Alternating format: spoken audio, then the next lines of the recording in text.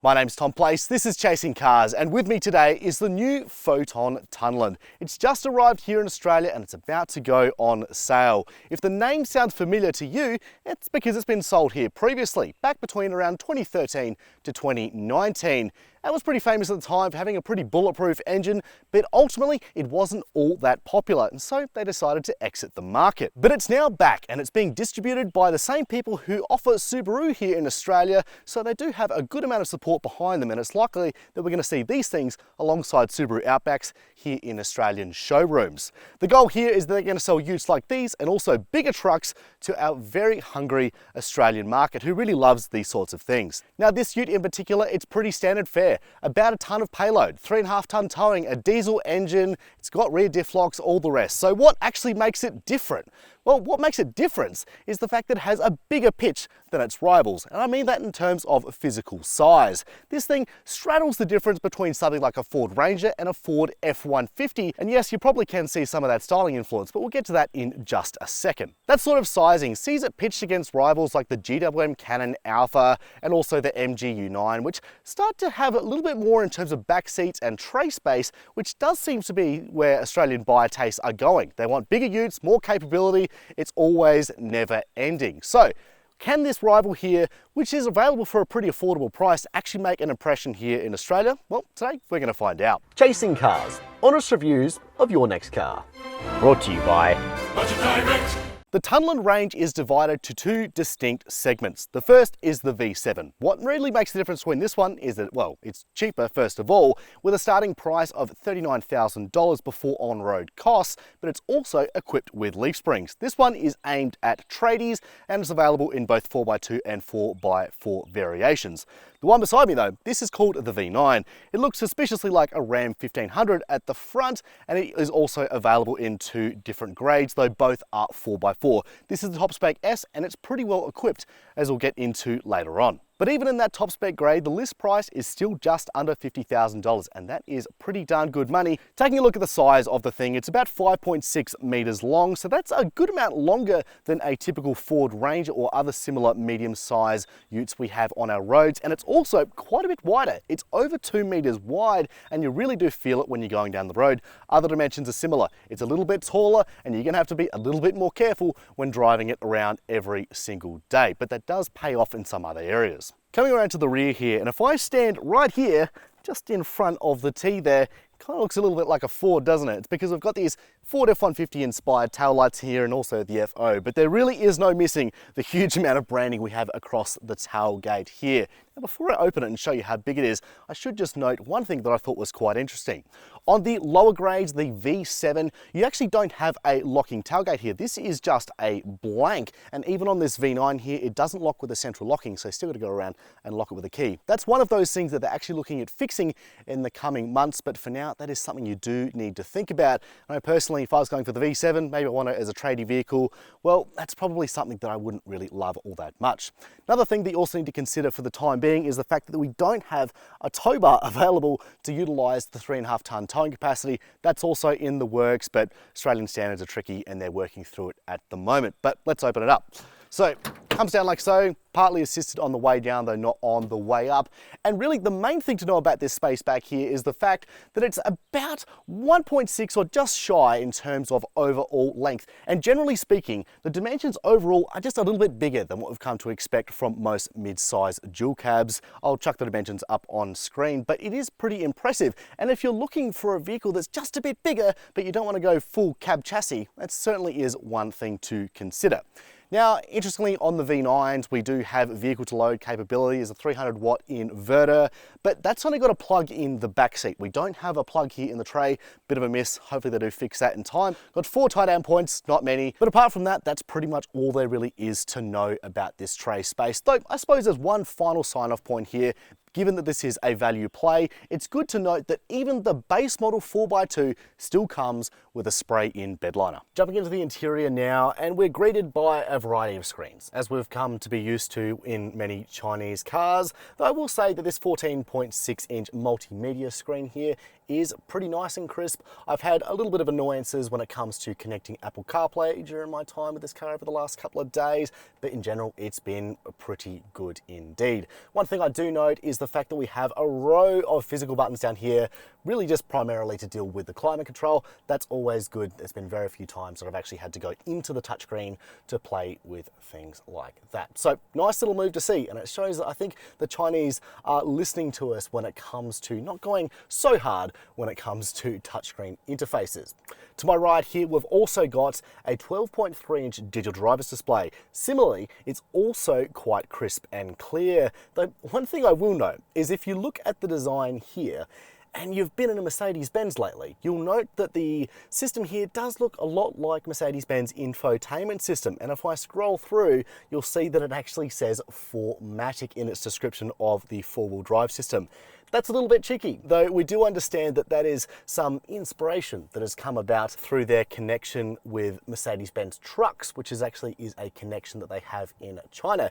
It's one of the funny things about the Foton brand. While many Australians might not be all that familiar with it, they are a big fish in China when it comes to the commercial vehicle space, and so they do work with the likes of Mercedes-Benz, Cummins and many others over the years. So certainly one thing to note, though I will say I think that's a little bit cheeky of them. Coming back to the interior though, I think the one overwhelming sensation you get when sitting inside the cabin of the Foton Tunland is that it really is feature packed. We often see this with Chinese cars, but I do think that the Tunland does stand out. Things like the fact we've got heated and ventilated front seats here. We've also got heated outboard rear seats, which we'll talk a bit more about in just a second. Front and rear locking differentials in this top spec grade, a litany of buttons, paddles on the steering wheel to help you take over when you want to go into manual mode, and even things like the windows here.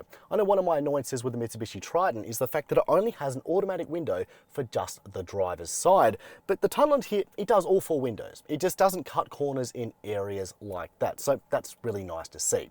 But it's not all good news, I'm afraid. These seats here, they're highly adjustable. And as I said, they've got climate control all built into them. But I do think that the bolstering of them is quite poor, particularly on the lower base here. And we've been going through some twisty corners and I found myself sliding all over the place. So definitely one area that could be improved. There's also been a few build quality things we've noticed. Things like the center consoles being a bit squeaky, and also some of the door trims against the windows and the glass. That's also been a bit squeaky as well. So definitely something to keep an eye out for. I'll also note that being a bigger vehicle, it's just naturally going to be harder to park, but we do have a good big set of mirrors here, and we do have a pretty sophisticated 360-degree camera setup here, which is fantastic. But I will say that when you blow it up to full screen, well, the quality isn't all that great, but you know, beggars can't be choosers at this price point, I suppose. Anyway, that's enough of the front. Let's jump in the back. Jumping into the rear here, and the first thing that you're going to notice is the space here. I'm 6 foot tall, sitting behind my own driving position. I could probably move it forward even more if I wanted to, really, and still be comfortable. And look how much room's in front of my knees. It's a really good amount, and I do have a good amount of toe room as well, even with my big boots on. Yes, my knees do sit very high. The ladder frame under the floor, unfortunately, does push it a little bit too high, and I probably wouldn't be super comfortable on a long drive, but regardless, I've got room to wiggle around and do all sorts of stuff, so that's very nice indeed. I'll also note that because this is a wider vehicle, this is more of a 5-seat proposition than most mid-size dual cabs. Visibility is also quite good. I've got this panoramic sunroof on this top spec grade, and the window line is actually pretty low. And I'll note that even back here, just touched along here and notice that it's got quite soft touch areas, so you can rest your arm on here and not end up going numb over time. There's also quite a few nice features down here. On the base model and up, we still get rear air vents back here, not a given on all utes, which is certainly something to note. And we've also got those rear heated outboard seats, as I said previously. We do have a 3-pin plug there, though we have had a bit of trouble fitting some plugs there over the last few days that I've been using this vehicle. And strangely, they still have USB-A ports in here, but regardless, we've still got USB ports. So At the end of the day, that's pretty good indeed. So I think overall, combined with the fact that we've got a good amount of features and a good amount of space and good amount of visibility, the rear space back here is nicer than most utes. And I think that this will be a big selling point for those out there who really like the idea of a bigger ute, like a Ram, like a Ford F-150, but they can't really afford to spend well into the six figures. So this option here from Foton certainly does make itself stand out a little bit in that regard. But it has one more trick up its sleeve as well, which I'm going to show you now. Now, one thing I don't like is the fact that we've got a single one-piece bench here. That makes putting child seats in a little bit annoying if you've got two, because it means you have to loosen both off to take one out fully so you can access the top tether. Not the end of the world. Anyway, but what I do like is the fact that we've got a 40-60 split here, and that means that I can lift up either side and hook it on there and keep it up like so. And that way I can fit in taller items here while still preserving two seats on that side or one seat on this side. So a nice little bit of flexibility, which isn't in enough utes. In the lead up to the launch of the Tunland locally, Foton has actually been putting in some local work. There's actually been an Australian steering and suspension tune done of this vehicle, and the end result is actually pretty encouraging. Dynamically, it's surprisingly competent. We've spent the whole morning winding through hills, and it has been quite impressive what it's been able to pull off. Both with a load and without a load, it's proved itself to be quite competent on those high-speed dirt roads, but also just on normal tarmac roads at 100 k's an hour, 80 k's an hour, the sort of stuff we have lots of in Australia. The steering's certainly not perfect. There are times when the weighting feels quite inconsistent and times where the feel is just a little bit not there, but generally I think it is pretty impressive what it pulls off. The suspension too is pretty good for the price, I think, certainly better than the GWM Cannon that we have as a long-termer currently. Sure, it can be a little bit uncomfortable when you hit some of those potholes, though I definitely think that the multi-link coil sprung version like I'm in at the moment definitely does offer a bit of an advantage in that area. It also, on the flip side, doesn't mean that we have a huge weakness when it comes to load carrying ability. Now, we've only had 450 kilos in the tray. Yes, you can go more, but we've done so with two big blokes on board for most of the driving. And I will say that overall, it's shown itself to be pretty competent at carrying payload, even at speed. So that's another good tick for the Tunland. There's also other little things like the fact that we have an automatic 4x4 system that can be used on sealed surfaces, not something we're seeing on all mainstream rivals, and does work pretty good on the dirt as well, I will say. But the biggest weakness when driving the Tunland is definitely its engine. This is a pretty big vehicle. It's pretty wide, it's pretty long, and it's pretty heavy at over 2.3 tons. And yes, that means that it's hard to park and you struggle to keep it in the lane sometimes, but that also means that it should probably have a little bit more in terms of grunt from its engine up front. It's only a 2-litre diesel, and yes, it does have the assistance of a 48-volt mild hybrid system, but similar to the Toyota Prado that we've driven previously, the majority of the assistance comes at lower speeds. At higher speeds, I do find that this engine starts to struggle just a little bit. Now, there are some things helping it out, like the fact that we have a ZF 8-speed transmission. Very nice, very slick transmission that knows what it's doing. It's pretty well calibrated in this model as well. But in general, I do think it could have a little bit more beef to it, and we haven't done any towing with it just yet, but I do think in that circumstance, with 3.5 ton behind it, you're going to have to be pretty patient in the way you drive it. 48-volt systems like the Tunlands are generally designed to assist in heavy traffic, and it was here that we experienced a very concerning issue during our initial test. As designed, the stop-start system turned off the diesel engine when we came to a standstill, but we noted in at least one car that it would also turn off the power steering assistance as we prepared to make our next move. On one occasion, we took our foot off the brake to restart the engine, and the integrated starter motor continuously whined and struggled for at least 6 seconds to kickstart the diesel back to life before it was ultimately successful. Foton have told us they've never experienced this issue before previously in their testing, but for now we note this issue as a concern. The biggest surprise though when it comes to the Tunland is the safety systems and the fact that they are actually tuned pretty well.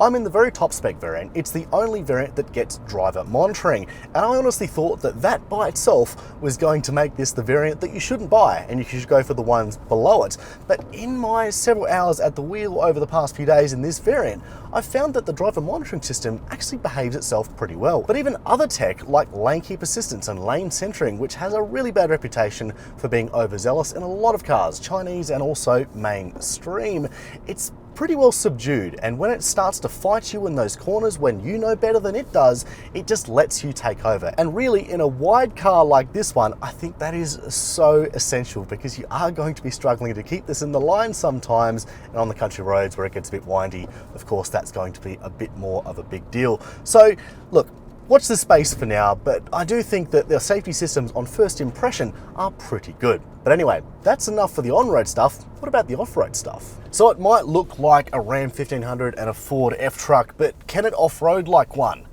Well, with those similarities to those larger utes, you have to think about the fact that this is indeed a larger ute, and that comes with both pluses and minuses when you're off-road. Pluses, well, you've got a bigger footprint, which means you can straddle either side of the track and you can get a little bit more momentum. It's been a bit more chewed out by regular utes of the world, you could say. Also, on high-speed dirt roads, I would definitely say that there is a bit more stability on these conditions, and it just seems to be quite planted. Probably a little bit because it doesn't really have all that much grunt to get itself unstuck, but you know, a win's a win. Right now I'm just descending a particularly steep piece of hill right now, and we're using the hill descent control. It's at a good speed, it's not too fast, not too slow, nice and easy, nice and controlled. That's pretty good too. I'm threading between a set of cut down trees at the moment, like you're very likely to find in many national parks, and it's a bit of a squeeze. You know, you've got to be careful. Your paint's probably going to get a little bit more scratched up. Yeah, that's a branch on the side there. Sorry guys, but I'm doing my best. And that's just something you're gonna have to live with a bit. It's not really a deal breaker, but it is something you're going to have to keep an eye on. When looking at your core numbers, they all seem to be fairly respectable when it comes to the Foton Tunland. I'll chuck up the approach and departure angles and such on screen now, but the overall ground clearance figure of 240 mils, that's pretty good. That's pretty much up there with your Rangers and Amaroks of the world. It really leaves you with a good amount of flexibility, and it means that as we approach these rollovers, look, we do slow down, of course, but we don't have to be super careful to miss and scrape things like that. The articulation is also pretty good in the Tunland, and so is the base traction control. And of course, as you go to the range topper, like I'm in at the moment, you do have the ability to go for both a front and a rear locking differential. Great things to have up your sleeve, and not something we see in all its mainstream rivals. So it's a great little point there for the Foton. In general, it's pretty good though, I will say.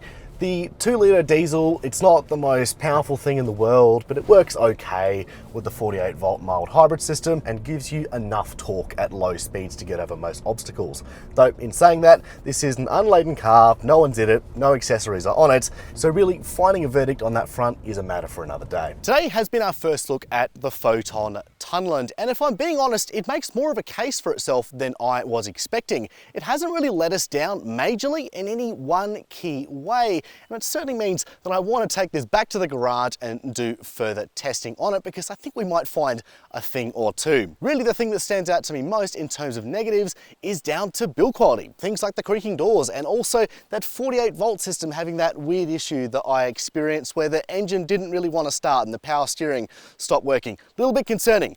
Please fix that, guys. And also things like Foton needs to make sure that you can actually buy a tow bar for this thing, because lots of people are going to want to do some towing. That engine as well, it probably won't be enough for everyone, but for a great majority of people, I think it's going to be absolutely fine. At that price point, it certainly is very attractive, especially when you consider that you have a nice big set of back seats, a nice big tray for those people who are wanting just a little bit more in terms of versatility. But for today, that is all we have time for. Please let us know in the comment section down below if you want to see us compare this to another vehicle at a similar price point. We'd love to hear your thoughts. But for now, that's all. Thanks for watching Chasing Cars.